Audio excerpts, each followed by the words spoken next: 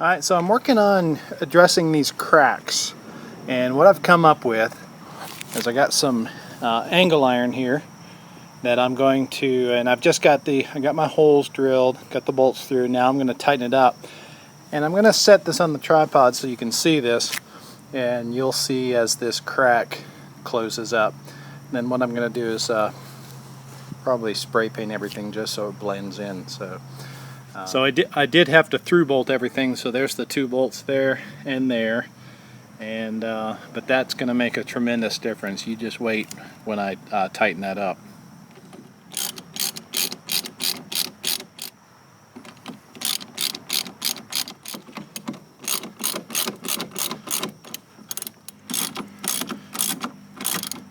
So if you saw that, I mean, that closed that gap right up, and there is now no flexing, and I'm pretty pleased with a fairly minimal bracket to be able to put here without having to go and try and fiberglass something in. This will be a pretty good fix, and I'm just going to touch up paint all over there so it kind of blends in with the boat a little better.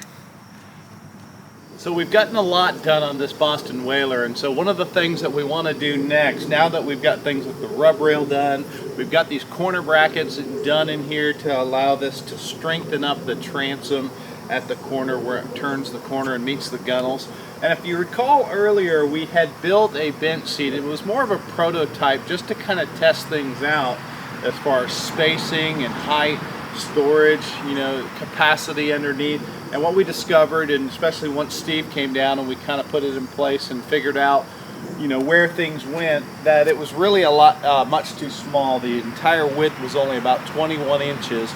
We're building one that's going to be 30 inches wide now. From the back of the splash well divider to the front is going to be 30 inches now, and that's going to give us a lot more storage capacity underneath, but it's also going to put it close enough, but not too close, to the center console, so that when you sit down on a seat on it, you have a great spacing for reaching the steering wheel.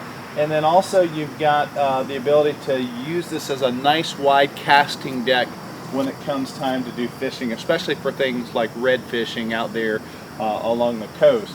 Now, up at the front of the boat, and we'll show you this a little bit later, we're also going to use that same material that we use in the top of the deck here, which is a 5/8 plywood, and we're going to build a new cover for the anchor locker that's up there at the front of the boat.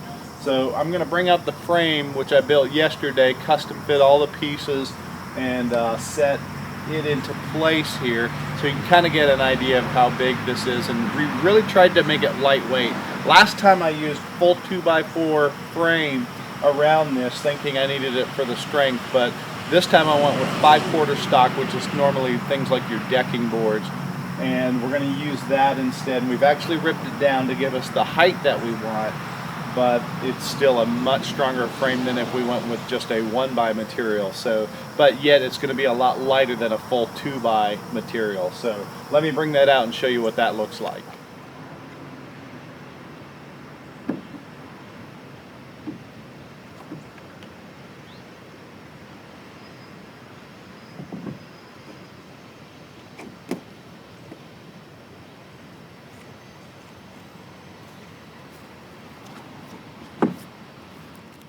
So looking at this frame, the way I've got that little T-bar stringer there in the center, and we've ripped down the pieces here on the front and the sides to 3 and I think it was about 3 3/16 of an inch, and that gives us the right height so that our plywood, once it's laid on there, will extend out over the top of the splash well divider and kind of come flush to the end of that.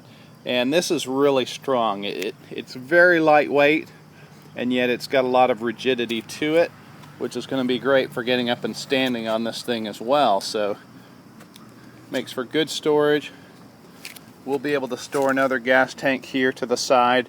Battery box will be right here, and that's just the right distance. We had thought about something like 32 inches, and it's amazing how 2 inches make a big difference. 2 inches, Stephen's knees were going to kind of bang against the center console there, but 30 inches was the perfect number, so that's what we're going with. So one of the things that I had done first with this piece of plywood was to find my center line. I had my rough cut plywood. I have two factory edges, one back here and one on this edge here. And so I found and drew my center line using a square and a straight edge. And then I measured off the centers to the sides, and that allows me to get a good fit inside the boat instead of trying to find it all from one end.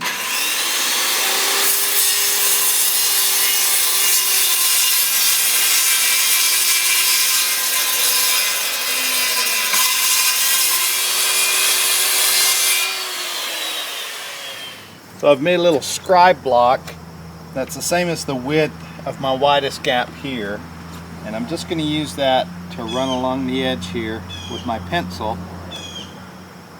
and then I'll be able to kind of get marked the exact shape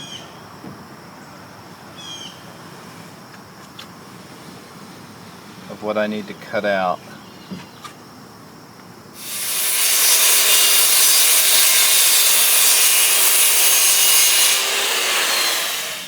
So I've taken and ripped down a piece that's going to face on the front of this, but as you can see, my plywood is still longer than this, and I actually want to trim that off. So what I've done is to take a piece of that same plywood, and I'll use it as a gauge block and run it along the edge with my pencil.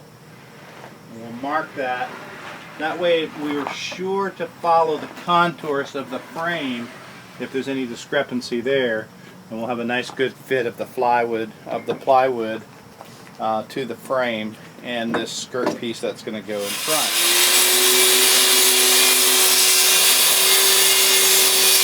And again, I'm just going to put a very slight round over. I'm not going to do a full round with the router, but just a slight, just to ease the edges.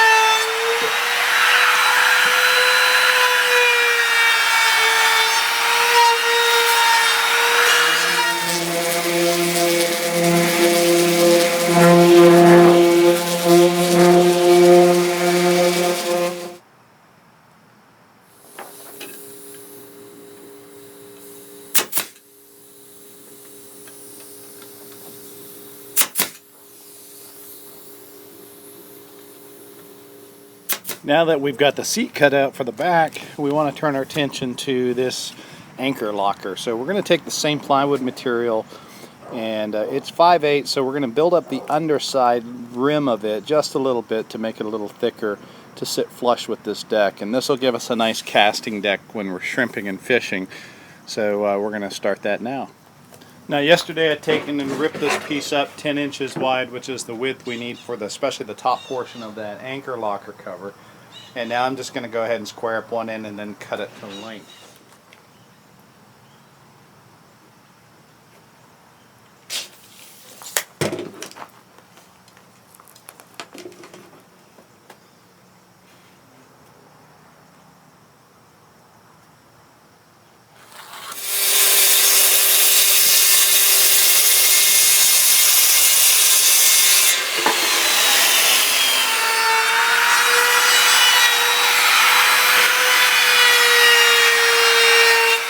So we're going to take and round these corners off a little bit more. As you can see, it's not letting me quite get into the corners for this to fit in there, so I'm going to just put a little bit of a round on each of the four corners. So if we've got our piece flipped over, so we've got a nice flat edge to work off when we work the saw. We'll just take a round object like this paint can cover, and we'll just mark a little semicircle on the corners.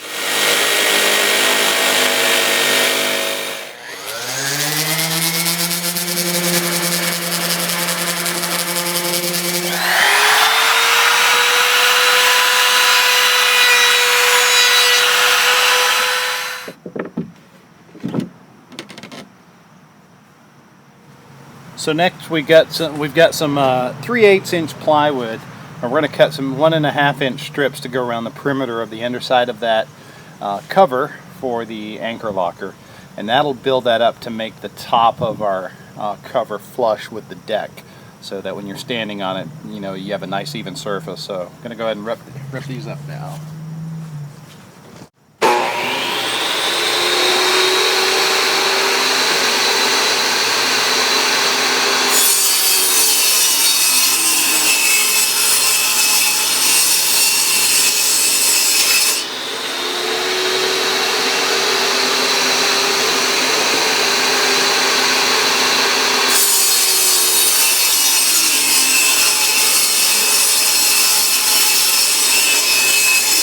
Next, I've taken my sander and I've rounded over the edge just to have it follow the contour of the bottom side of the plate. Next, I want to sand down this edge just to ease that edge, so as it slides down to close the lid, we won't have any worry about this, you know, chipping anything or digging again. It'll give it a nice smooth transition, ease that in.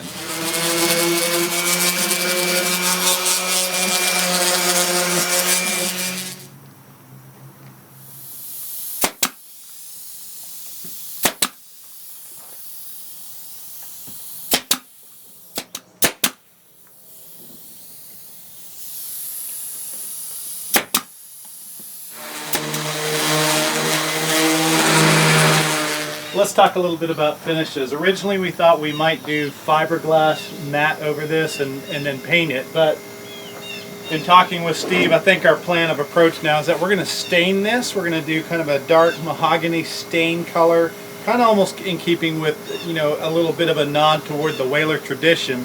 So we're going to stain this and then put several coats of a spar varnish on top of this, probably 5 or 6 coats to really protect it from the weather.